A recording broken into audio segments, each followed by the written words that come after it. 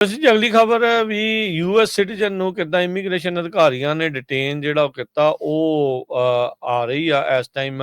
ਇਹ ਐਲਬਾਮਾ ਦੀ ਜਿਹੜੀ ਉਹ ਘਟਨਾ ਆ। ਲਿਓਨਾਰਡੋ ਗਾਰਸੀਆ ਵੈਨੇਗਸ ਕਹਿੰਦੇ ਵੀ ਉਹ ਫਿਲਮ ਕਰ ਰਿਹਾ ਸੀ ਆਪਣੇ ਜਿਹੜੇ ਵਰਕ ਸਾਈਟ ਦੇ ਉੱਤੇ। ਕੋ ਵਰਕਰਸ ਆ ਉਹ ਅਰੈਸਟ ਜਿਹੜੇ ਉਹ ਕੀਤੇ ਜਾ ਰਹੇ ਸੀ, ਜਦ ਅਫਸਰਾਂ ਨੇ ਉਸ ਨੂੰ ਵੀ ਗ੍ਰਿਫਤਾਰ ਕਰ ਲਿਆ। ਯੂਐਸ ਦੇ ਵਿੱਚ ਜੰਮਿਆ, ਯੂਐਸ ਬੌਰਨ ਸਿਟੀਜ਼ਨ ਸੀਗਾ। ਉਸ ਨੂੰ ਕਹਿੰਦੇ ਵੀ ਗਰਾਊਂਡ ਤੇ ਸਿੱਟਿਆ, ਕਫ ਕੀਤਾ, ਤੇ ਉਸ ਦੀ ਜਿਹੜੀ ਰੀਅਲ ਆਈਡੀ ਜਦ ਉਸਨੇ ਦਿਖਾਈ, ਉਹਨੇ ਰੌਲਾ ਪਾਇਆ ਵੀ ਮੈਂ ਤਾਂ ਭਾਈ ਸਿਟੀਜ਼ਨ ਆ, ਇੱਥੇ ਦਾ ਜੰਮਿਆ ਆ। ਤਾਂ ਪੁਲਿਸ ਵਾਲਾ ਕਹਿੰਦਾ ਵੀ ਇਹ ਤਾਂ ਭਾਈ ਫੇਕ ਆ। ਫਿਰ ਵੀ ਉਸ ਨੂੰ ਹਿਰਾਸਤ ਦੇ ਵਿੱਚ ਲੈ ਕੇ ਗ੍ਰਿਫਤਾਰ ਕਰਕੇ ਕੜੀਆਂ ਲਾ ਕੇ ਜਿਹੜਾ ਉੱਥੋਂ ਕਹਿੰਦੇ ਲੈ ਗਏ ਸੀ। 25 ਸਾਲਾ ਲਿਓਨਾਰਡੋ ਗਾਰਸੀਆ ਵੈਂਗਸ ਇੱਕ ਕੰਸਟਰਕਸ਼ਨ ਜੌਬ ਦੇ ਉੱਤੇ ਫੋਲੀ ਐਲਬਾਮਾ ਦੇ ਵਿੱਚ ਕੰਮ ਕਰ ਰਿਹਾ ਸੀ, ਜਦ ਆਈਸ ਦਾ ਉੱਥੇ ਜਿਹੜਾ ਉਹ ਨਾਲ ਛਾਪਾ ਜਿਹੜਾ ਉਹ ਪਿਆ।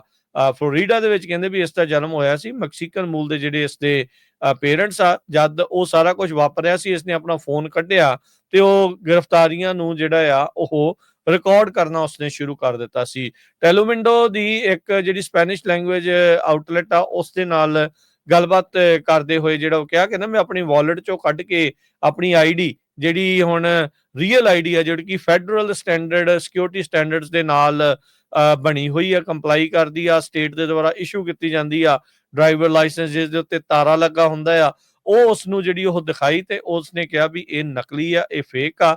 ਉਹਨੇ ਕਫ ਕੀਤਾ ਤੇ ਕਫ ਵੀ ਕਹਿੰਦੇ ਉਹਨੇ ਬੜੀ ਜ਼ੋਰ ਦੇ ਨਾਲ ਜਿਹੜਾ ਉਹ ਕੀਤਾ। 4 ਜਣੇ ਜਿਹੜੇ ਕਹਿੰਦੇ ਵੀ ਉਸ ਜੌਬ ਸਾਈਟ ਤੋਂ ਉਸ ਦਿਨ ਗਾਰਸੀਆ ਦੇ ਨਾਲ ਜਿਹੜਾ ਆ ਉਹ ਗ੍ਰਿਫਤਾਰ ਹੋਏ, ਜਿਹਦੇ ਵਿੱਚ ਇਸ ਦਾ ਭਰਾ ਵੀ ਨਾਲ ਸ਼ਾਮਲ ਸੀ, ਜੋ ਕਿ ਉੱਥੇ ਅਨਡਾਕੂਮੈਂਟਡ ਸੀਗਾ। ਅਧਿਕਾਰੀਆਂ ਨੇ ਫਿਰ ਕੁਝ ਘੰਟਿਆਂ ਬਾਅਦ ਇਸ ਦੀਆਂ ਕੜੀਆਂ ਤਾਂ ਜਿਹੜੀਆਂ ਉਹ ਖੋਲ ਦਿੱਤੀਆਂ, ਜਦ ਇਸਨੇ SSN ਮੁਹੱਈਆ ਕਰਾਇਆ ਤੇ ਜਿਸ ਤੋਂ ਕਨਫਰਮ ਹੋਇਆ ਵੀ ਇਹ ਯੂਐਸ ਸਿਟੀਜ਼ਨ ਜਿਹੜਾ ਉਹ ਹੈਗਾ ਆ। ਸੋ ਇਹ ਤੋਂ ਇਹ ਪਤਾ ਲੱਗਦਾ ਵੀ ਪੁਲਿਸ ਵਾਲੇ ਦੀ ਨੀਤ ਦੇ ਉੱਤੇ ਆ ਵੀ ਉਹ ਕੀ ਸੋਚਦੇ ਨੇ, ਵੀ ਇਸ ਆਈਡੀ ਨੂੰ ਮੰਨਦੇ ਨੇ ਨਹੀਂ ਮੰਨਦੇ ਨੇ, ਵੈਰੀਫਾਈ ਕਿੱਦਾਂ ਕਰਨਾ ਆ ਵੀ ਅਸਲੀ ਆ ਕਿ ਨਕਲੀ ਆ, ਜਾਂ ਫਿਰ ਉਹਨਾਂ ਦੇ ਮਨ ਦੇ ਵਿੱਚ ਜੋ ਆਇਆ ਤੇ ਉਹਦੇ ਹਿਸਾਬ ਦੇ ਨਾਲ ਫਿਰ ਬੰਦਿਆਂ ਨੂੰ ਜਿਹੜਾ ਉਹ ਚੱਕ ਵੀ ਜਿਹੜਾ ਉਹ ਲਿਆ ਜਾਂਦਾ ਆ। US department of homeland security ਨੇ ਇਹ ਕਿਹਾ ਆ ਵੀ ਜਿਹੜਾ ਗਾਰਸੀਆ ਵੈਨੇਗਸ ਆ, ਜਿਸ ਨੂੰ ਇਹਨਾਂ ਨੇ ਗ੍ਰਿਫਤਾਰ ਕੀਤਾ, ਵੀ ਇਹ ਇੰਟਰਫੇਅਰ ਕਰ ਰਿਹਾ ਸੀ ਅਰੈਸਟ ਦੇ ਵਿੱਚ, ਉਸ ਆਪਰੇਸ਼ਨ ਦੇ ਵਿੱਚ,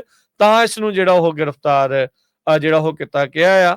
ਇਹ ਜਦ ਕਿ ਇਹ ਦਾਵਾ ਕਰ ਰਿਹਾ ਵੀ ਮੈਂ ਤਾਂ ਸਿਰਫ ਜਿਹੜੀਆਂ ਅਰੈਸਟ ਹੋ ਰਹੀਆਂ ਸੀ ਉਸ ਦੀ ਵੀਡੀਓ ਜਿਹੜਾ ਫਿਲਮਾਂਕਣ ਹੀ ਸਿਰਫ ਕਰ ਰਿਹਾ ਸੀਗਾ। ਸੋ ਵਾਈਟ ਹਾਊਸ ਦੇ ਦੁਆਰਾ ਮਾਸ ਡੈਪੂਟੇਸ਼ਨਸ ਬਾਰ-ਬਾਰ ਜਿਹੜੀਆਂ ਆ ਉਸ ਤੇ ਵਾਅਦਾ ਆਪਣੇ ਸਮਰਥਕਾਂ ਨੂੰ ਕੀਤਾ ਜਿਹੜਾ ਉਹ ਜਾ ਰਿਹਾ ਆ। ਸੋ ਇਦਾਂ ਦੀਆਂ ਘਟਨਾਵਾਂ ਇਹ ਪਹਿਲੀਆਂ ਨਹੀਂ ਤੇ ਅਖੀਰਲੀਆਂ ਜਿਹੜੀਆਂ ਉਹ ਨਹੀਂ ਹੋਣਗੀਆਂ।